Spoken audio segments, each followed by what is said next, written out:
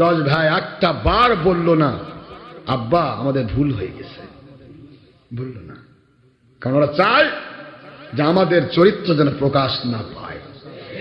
পৃথিবীর সকল বাতিলের একটাই ব্যাপার, পৃথিবীর সকল কুকুরের যেমন একটাই ভাষা ঘেউ ঘেউ, পৃথিবীর সকল বাতিলের যেখানেই যাবেন একটাই চরিত্র, মিথ্যার ঝুলি। মিথ্যা, মিথ্যা দিয়েই যেন তাদের জিন্দেগি, মিথ্যার পুঁজি, পুঁজিটাই হচ্ছে মিথ্যা, জীবন চলার পথের পুঁজি মিথ্যা। সব বাতিলের একটাই খাসলত। হযরত ইউসুফ আলাইহিস সালাতু ওয়াস সালামকে আল্লাহ মর্যাদা কেমন দিলেন, কি মর্যাদা দিলেন আল্লাহ এবার তুলে ধরতেছেন। কষ্ট হচ্ছে আপনাদের? নিয়ে গেলেন ইউসুফ আলাইহিস সালামকে, এতগুলি টাকা দিয়ে ক্রয় করে নিলেন, কিন্তু যার কাছ থেকে ক্রয় করে নিলেন তিনি আর ইউসুফ আলাইহিস সালামের মায়া ছাড়তে পারছেন না। তার নাম কি ছিল? মালিক ইবনে জার রহমতুল্লাহি আলাই, যিনি হযরত ইসমাঈল আসলামের বংশের মানুষ। মালিক ইবনে জার রহমতুল্লাহ আলাই তিনি এতগুলি টাকা পাইলেন, এতগুলি, 4 বস্তা সোনা, 1 বস্তা সোনা, 1 বস্তা রূপা, 1 বস্তা মেশকো আম্বর, আরেক বস্তা রেশম। এর চেয়ে দামি আর কিছু আছে নাকি দুনিয়া? সব নিজে সারা রাত ধরে খুব বোঝার চেষ্টা করেন, সারা রাত ধরে এটাতে একবার হাত দেয়, এটাতে একবার হাত দেয়, চিন্তা করে এগুলার দাম বেশি না ওই মাসুম সন্তানের দাম বেশি। ফালেক বলতেছে মালিক বিন জার, আপনি চিনতে পারলেন না ইউসুফকে, আপনি চিনতে পারেন নাই। সারা জগৎ যদি এক জায়গায় দেওয়া হতো ইউসুফের দাম মিলত না।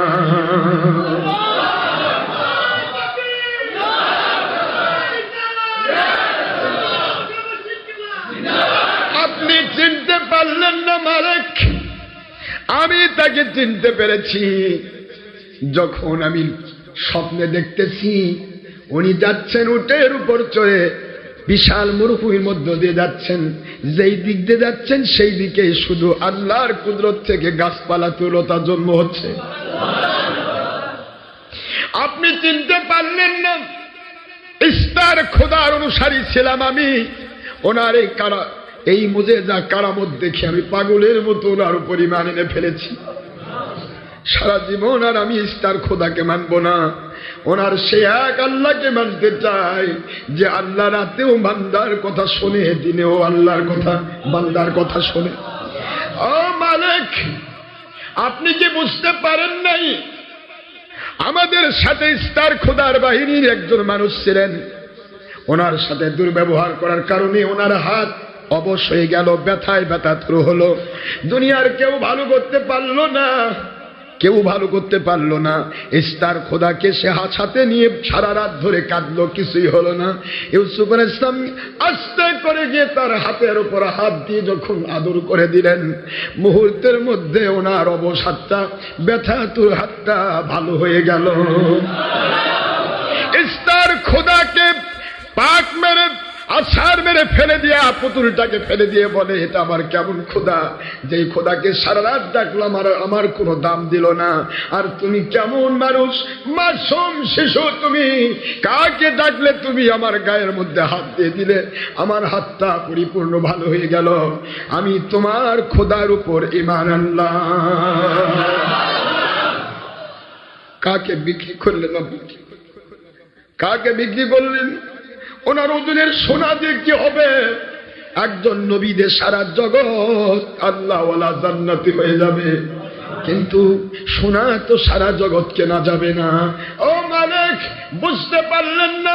মুমূর্ষ ব্যক্তি মৃতবৎ মরে যাচ্ছে, উনি আস্তে করে গিয়ে শুধু একটু আদর করে দিলেন। মৃতবৎ মানুষটা হেঁটে হেঁটে আমাদের কাফেলার সাথে চলতে লাগলো। ও মালিক, আপনি চিনতে পারেন নাই, আমি চিনতে পেরেছি ওনাকে। মালিক বলে, ফালেক, এই কথাগুলি কেন তুমি আগে স্মরণ করে দিলে না? এই মিশরের সবচাইতে প্রতাপশালী মানুষ ক্রয় করেছে, তার কাছ থেকে এটা নতুন করে ঘুরে পাওয়া কি বড়ই কষ্টকর। কেমনে পাবো? আমি আর সম্পদ চাই না, আমি এই টাকা চাই না, আমি সোনা দানা চাই না, আমি জানতে চাই উনি কে, কেন উনি পরিচয় দিলেন না। আমি ওনাকে চাই, সোনা দানা সব আমি ফেরত দিতে চাই। চিনতে পারা, সবাই সবাইকে চিনে না, সবাই সবাইকে চিনে না। মানিকে মানিক চিনে, রতনে রতন, আর শুয়োরে চিনে কচু, তাই না? খালি কচু ধরে কামড়ায়। মালিকের ভিতরে এক তোলপাড় শুরু হয়ে গেল। তোলপাড়, কি করলাম আমি, এটা কি করলাম? এই মুহূর্তে আমি প্রতিভার কিফিরের কাছে, মির্জা আজিজে মিশরের কাছে যেতে চাই। ফালেক বলছেন, আপনি কি পাগল হয়ে গেছেন? না, রাত 12টা বাজে, রাত 12টা 1টার সময় দরবার খোলা আছে, আপনি ঢুকতে পারবেন সেখানে? সকাল হোক, সারা রাত আর কারো ঘুম ধরে না। সুবহানাল্লাহ পড়বেন না জোরে? সারা রাত কোনো ঘুম নেই। কখন সকাল হবে, কখন ইউসুফ আলাইহিস সালামকে আমি ঘুরে পাবো। সুবহানাল্লাহ, এই আকর্ষণ কে যোগাইছেন? কি আকর্ষণ আমার আল্লাহ দিয়েছেন নবী রাসূলদের ভিতরে। এমনি কি নবী রাসূলদের চেহারা দেখলে গুনাহ মাফ হয়? ইমানের হালতে নবীদেরকে দেখলে সঙ্গে সঙ্গে গুনাহ মাফ হয়ে যায়। আল্লাহর নবী বলেন, ওই পজিশনটা আমি আল্লাহ পাকের নবী বলছি, আমার ওরাসাতুল আম্বিয়া হক্কানি ওলিদের চেহারার দিকে তাকালেও গুনাহ মাফ হয়। কেন? কারণ তাদের সাথে আল্লাহ এবং নবীজির কানেকশন। কাঁদতেছেন সারা রাত ধরে। মালিক অত্যন্ত দুঃখ ভারাক্রান্ত হৃদয়ে রাত যাপন করছে, কখন সকাল হবে। এদিকে সকাল হোক, ওদিকে ইউসুফ আলাইহিস সালামকে নিয়ে গিয়ে জুলাইখার কাছে দিচ্ছেন। আজিজে মিশর, সুবহানাল্লাহ পড়বেন না? বলতেছেন ক্বালাল্লাযী, ক্বালা তিনি বলছেন, আল্লাযী যিনি, ইশতারাহু ক্রয় করলেন ইউসুফ আলাইহিস সালামকে আজিজে মিশর। সুবহানাল্লাহ। ক্বালাল্লাযী ইশতারাহু মিন মিসর, আজিজে মিশর, মিশরের সেই ব্যক্তি যিনি ক্রয় করলেন, তিনি বলতেছেন লি ইমরাআতিহি, তার সেই সুন্দর স্ত্রী, যেই স্ত্রীর মতো সুন্দর মহিলা গোটা মিশর রাজ্যে আর কেউ ছিল না। জুলাইখা নাম কি? জুলাইখার মতো সুন্দর রমণী নারী সারা মিশর রাজ্যে আর কেউ বিকল্প নেই। এত সুন্দর ছিল সে। সেই জুলাইখা তাকে বলতেছে ইমরাতিহি, তার স্ত্রীকে বলতেছে, আকরিমি আকরিমি মাসওয়াহ, আমি তোমাকে যে সম্পদ দিচ্ছি, এই যে হাদিয়া, এটাকে অত্যন্ত সম্মানের সাথে গ্রহণ করো। কি কথা! আকরিম, ইকরাম, অতীব সম্মানের সাথে গ্রহণ করো আমার এই হাদিয়া। আশা করা যায়, সম্ভবত আশা করা যায়, আইয়ানফাআনা, উনি আমাদের বহুত উপকারে আসবেন। চিন্তা করছেন? উপকারে আসবে, সেটাও বুঝে ফেলছে।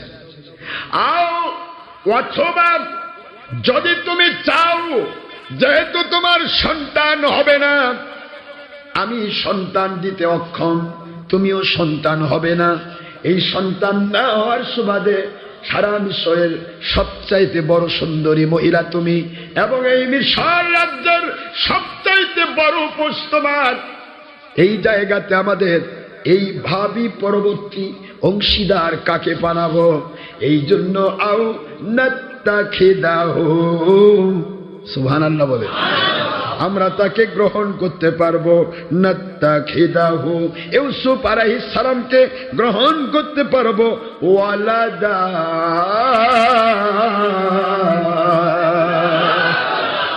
একজন উত্তম সন্তান রূপে আমরা গ্রহণ করবো। ওয়াকাযালিকা, আল্লাহ বলেন এইভাবে করে আমি আল্লাহ মাক্কান্না লিইউসুফা ফিল আরদি ওয়ালিনুআল্লিমাহু মিন তা'ওয়িলিল আহাদিস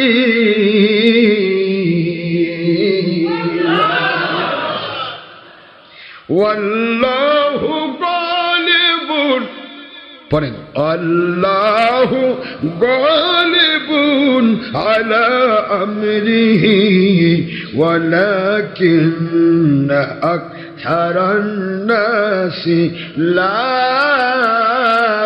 ইয়ালামুন।